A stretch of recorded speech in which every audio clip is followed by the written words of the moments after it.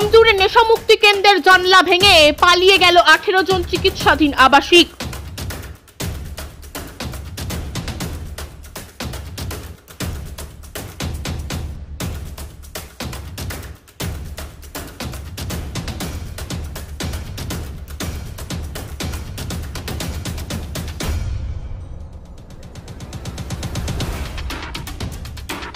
বুধবার রাতে ঘটনাটি ঘটেছে ডোমজুড়ের মাকড়দহ এলাকায়।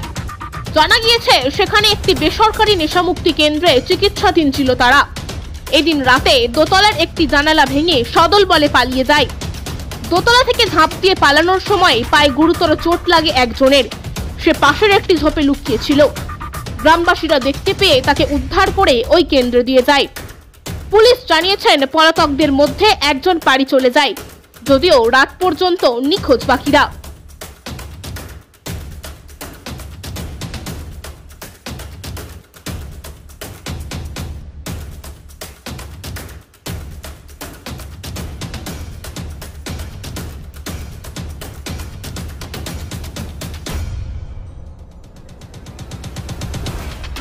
রাতেই খবর দেওয়া হয় তাদের পরিজনদের।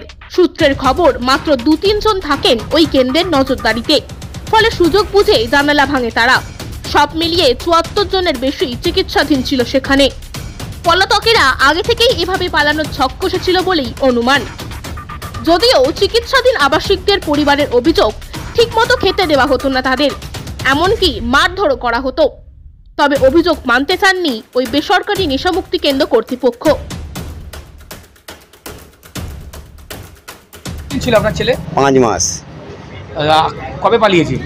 আজকে 6:30টায়। আচ্ছা, কখন খবর দিন? খবর আমার বাড়িতে গেছে 9টা। আপনি কি ছেলেকে খুঁজে পাচ্ছেন না? কেন কেন পালানো? এবারে ওদের ব্যাপার, ওদের অত্যাচারের জন্যই ছেলেরা পালাচ্ছে। ওরা কি অত্যাচার করে? হ্যাঁ, নাহলে কি করে ছেলেগুলো পালার? একটা দুটো ছিল তো না, 20-22টা ছেলে গেল কি করে? যখনই আসি বলে আমাদের খেতে দেয় না, এ করে না, অত্যাচার করে। আজকে কি 17 জন ওই জন্যই পালিয়ে গেছে? 17 জন পালিয়ে গেছে উপর থেকে লাভ মেরে। এবারে আজকের ব্যাপারটা বাইরে থেকে খবর আমরা পাচ্ছি এতজন পালিয়েছে, কিন্তু ওরা খবর দিল 9টার সময়। কে এখনো পর্যন্ত ছেলের সঙ্গে যোগাযোগ হয়নি, ছেলে আমাকে ফোনও করেনি। ঠিক আছে, এখন বাড়িতে খাবার আনতে গিয়েছিলাম, মা বললো যে আমায় ফোন করেছে 9টার সময়।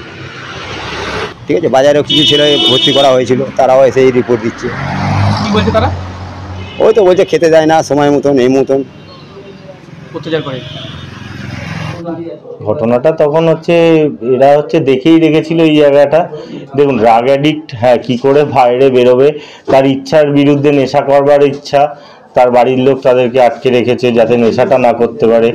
ঘর পরিবার জলাঞ্জলি দিয়ে, হ্যাঁ, এই আটকে থেকে থাকতে ভাল লাগছে না, কি করে এখান থেকে বেরোবে। এই জায়গাটা আর অন্য কোথাও পালাবার জায়গা পায়নি এখানটায়। তখন অফিসে 2-3 জন ছিল, হ্যাঁ, এই দরজাটাকে বন্ধ করে দিয়ে এই জানলাটাকে ভেঙেছে। পরিবারের লোক অভিযোগ করেছে যে এখানে খুব অত্যাচার করা হয়। এরকম কোনো ব্যাপার নেই, টাইমলি খাওয়া দাওয়া দেওয়া হয় না।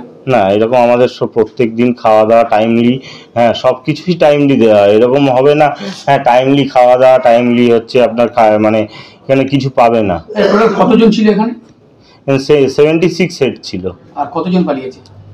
18 জন পালিয়েছে, তার মধ্যে বেশ কিছু ছেলে ঘরে ঢুকে গেছে। আল তামার রেস্টুরেন্ট এবার নিবড়াই সম্পূর্ণ শীততাপ নিয়ন্ত্রিত অত্যাধুনিক সুসজ্জিত রেস্টুরেন্ট। এখানে থাকছে আরাবিয়ান মান্ডিতে বসে লাঞ্চ এবং ডিনারের সুযোগ। বিভিন্ন ধরনের খাবারের পসরা নিয়ে হাজির আল তামার রেস্টুরেন্ট। যে কোনো অনুষ্ঠানের জন্য বুক করতে পারেন, থাকছে কনফারেন্সের সুবিধা। আমাদের ঠিকানা নিবড়া হারুন মার্কেট, ডোমজুর। যোগাযোগ করুন 9123608838।